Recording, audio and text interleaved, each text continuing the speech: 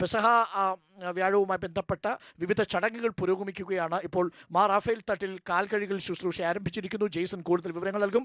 Jason, പെസഹ വ്യാഴമാണ്. നാട് മുഴുവൻ വിശ്വാസികൾ, ക്രിസ്തീയ മത വിശ്വാസികൾ ചർച്ചുകളിൽ വിവിധ ചടങ്ങുകളിൽ ഏർപ്പെട്ടിരിക്കുന്നു. എങ്ങനെയാണ് ചടങ്ങുകൾ പുരോഗമിക്കുന്നത് ജെയ്സൺ? തീർച്ചയായും അരുൺകുമാർ, പെസഹ ദിനമാണ് ഇന്ന്. ക്രൈസ്തവരായ മുഴുവൻ ആളുകളും ദേവാലയത്തിൽ പെസഹ ദിന ചടങ്ങുകളിൽ പങ്കെടുക്കുന്ന സമയം കൂടിയാണ്. പ്രധാനമായും സീറോ മലബാർ സഭയുടെ major archbishop Mar Raphael Thattil Thrissur ജില്ലയിൽ ഇരിഞ്ഞാലക്കുട രൂപതയിൽ saint Sebastian major archiepiscopal ചർച്ചിലാണ്, താഴേക്കാടുള്ള ദേവാലയത്തിലാണ് ഇപ്പോൾ പങ്കെടുത്തു പെസഹ ദിന ചടങ്ങുകൾക്ക് നേതൃത്വം നൽകിക്കൊണ്ടിരിക്കുന്ന ദൃശ്യങ്ങളിൽ നിന്ന് കാണാനാകും.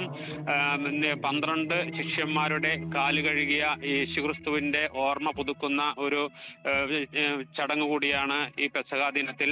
ആ ചടങ്ങിനെ ഓർമ്മിപ്പിക്കുന്ന രീതിയിലാണ് 12 പേരുടെ കാൽ കഴുകുന്ന ചടങ്ങാണ് ഇപ്പോൾ ദേവാലയത്തിൽ നടന്നുകൊണ്ടിരിക്കുന്നത്. ഇതിനു മുമ്പ് അദ്ദേഹം വിശ്വാസികൾക്ക് പെസഹ ദിന സന്ദേശം നൽകിയിരുന്നു.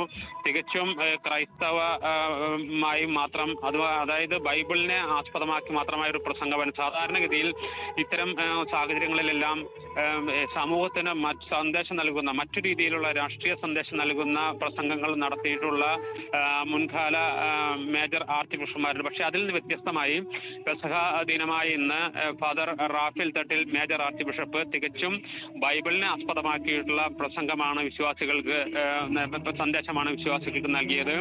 ഏകദേശം 2 മണിക്കൂറോളം നീണ്ടു നിൽക്കുന്ന ചടങ്ങുകളാണ് പെസഹ ദിനത്തിൽ നടക്കുക. സീറോ മലബാർ സഭയ്ക്ക് കീഴിലുള്ള മുഴുവൻ ക്രൈസ്തവ ദേവാലയങ്ങളിൽ രാവിലെയാണ് പെസഹ ദിന ചടങ്ങുകൾ നടക്കുക. ആദ്യം കുർബാന, അതിനുശേഷം സന്ദേശം വിശ്വാസികൾക്ക് നൽകൽ, തുടർന്നാണ് കാൽ കഴുകൽ ശുശ്രൂഷ നടക്കുക.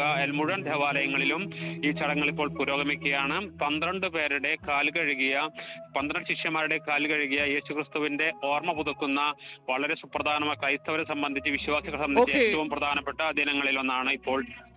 ജെയ്സൺ.